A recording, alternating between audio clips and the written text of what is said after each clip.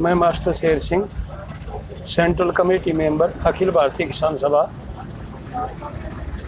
हम जो लड़ रहे हैं किसान, 6 डिमांड्स के लिए उन्होंने लड़ाई शुरू की थी, जिसमें से 2 डिमांड तो सरकार ने वो अपने 2 तो कानून तो एक बार वापस ले लिए और समाप्त नहीं करे उन्होंने जो बनाना चाहते थे, जिसमें उन्होंने कहा था कि अगर कोई किसान अपनी फसल को जलाता है तो उसके ऊपर 1 करोड़ रुपए का जुर्माना और 5 साल तक की कैद होगी। वो एक बार उन्होंने वापस ले लिया है। दूसरा जो उन्होंने कहा था कि बिजली बिल 2020 का जो संशोधन है वो हम करेंगे, वो भी वापस ले लिया कि अभी हम संशोधन नहीं करेंगे। अब हमारी 4 डिमांड्स रह जाती हैं।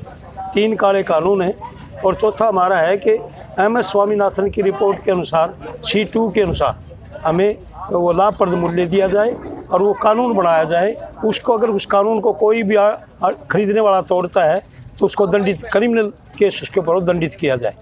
और 3 काले कानून हैं। वो काले कानून हम किस लिए कहते हैं उनको, क्योंकि नंबर 1 तो ये कि आप जिसके लिए कानून बनाते हो, जनता का सबसे बड़ा हिस्सा किसान है, जो 62% अकेला किसान। अगर हम खेती और मजदूर को उसको साथ मिला दें तो उसकी संख्या 80-82% हो जाती है। 82% के लिए एक सरकार एक कानून बना रही है और 82% के लिए जो विभिन्न संगठन काम कर रहे हैं सारे भारत के अंदर, जो अब तो हम 500 से ऊपर संगठन इकट्ठे ही हो गए हैं और उनको किसी को पूछा ही नहीं सरकार ने। और फिर जो काले कानून करे किस टाइम लागू किए, 5 जून को, और 5 जून को कोरोना पूरी स्विंग के ऊपर था और वो ऐसे ही लागू नहीं करे बल्कि अध्यादेश ले आए और अध्यादेश ले के राष्ट्रपति के साइन करवाए और सितंबर में जाकर के पार्लियामेंट में पास करवाया उसको। एक तो हमारा ये कहना है कि जब कानून आप इतनी बड़ी जनता के लिए बनाते हो, जनतंत्र है और जनता का लगभग 82% हिस्सा है, उसके नेताओं से आपको बात करनी चाहिए थी। चलो फिर हमारी लड़ाई के बाद जब बातचीत शुरू हुई तो हमारे 11 दौर बातचीत के चले। 4 दौर जो हमारे बातचीत के चले उसमें हर सारी कमियाँ ही बताई कि इनमें इस धारा में क्या कमी है, इस उपधारा में क्या कमी है, और सरकार ने ये मान लिया कि कमियाँ हैं, पर उस कमियों को सरकार संशोधन के रूप में कहती है। और हम कहते हैं कि काले कानून है, हमारे पूछे पर बनाए गए हैं, इसको इनलिए वापिस लिए। इसलिए सर जो सुप्रीम कोर्ट ने भी 4 की जो कमेटी बनाई, वो चारों के चारों ऐसे मेंबर लिए गए जो पहले ही इन कानून की सराहना कर चुके हैं, अपने लेख लिख चुके हैं। इसलिए हमने ये लड़ाई जारी रहेगी। ये लड़ाई तब तक जारी रहेगी जब तक ये कानून वापिस सरकार नहीं ले देती और MSP को कानून बना करके इसको लागू नहीं कर देती।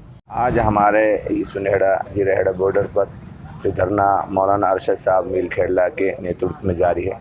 उसका आज 55वां दिन है और आज हमारे धरने को समर्थन देने के लिए शाहजहाँपुर से हमारे छगन लाल जो राजस्थान के IKS के सेक्रेटरी हैं वो आए हैं, शेर सिंह जी आए हैं हरियाणा से, करण सिंह जी आए हैं भिवानी से।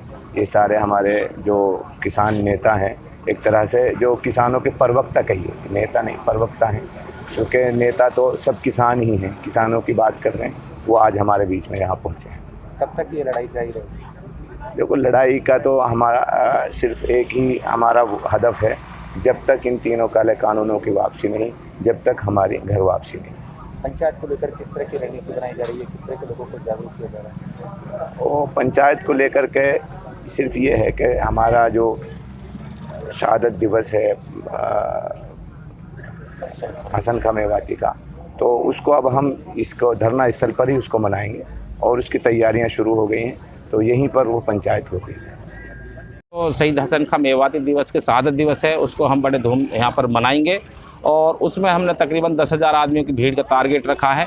और उसमें हमारे जो चीफ गेस्ट हैं पूर्व सांसद पश्चिम बंगाल से मोहतरम हन्नान मौला जी और प्रोफेसर योगेंद्र यादव जी, डॉक्टर दर्शन पाल सिंह जो किसान नेता हैं हमारे ऑल इंडिया लेवल के, वो हमारे मुख्य अतिथि है। और वहाँ पर हम अपने राजा हसन खां मेवाती के लिए खिराजा अकीदत पेश करेंगे, जिसने मेवात के लिए क्या पूरी दुनिया के लिए एक मिसाल की है कि अपने कौमी भाई को और दीनी भाई को छोड़कर अपने वतन की खातिर 12,000 घुड़सवारों के साथ जो शहीद हो गए थे खानवा के मैदान में, उनका एक इतिहास लिखा हुआ है। तो हम आने वाली पीढ़ी और नस्लों को ये बताते हैं उस शहादत दिन को, उस दिन हम मना करके हमारे इस तरह से हमारे राजा महाराजा हमारे पूर्वज हुए हैं, तो यही हमारा मकसद होता है उस दिन के लिए। और हम मैसेज देंगे और जनता को, बहुत बड़ी जनता, तकरीबन 10,000 आदमी का हमने टारगेट लेके चले। इंशाल्लाह 10,000 आदमी से ऊपर आदमी आएगा, कम नहीं आएगा।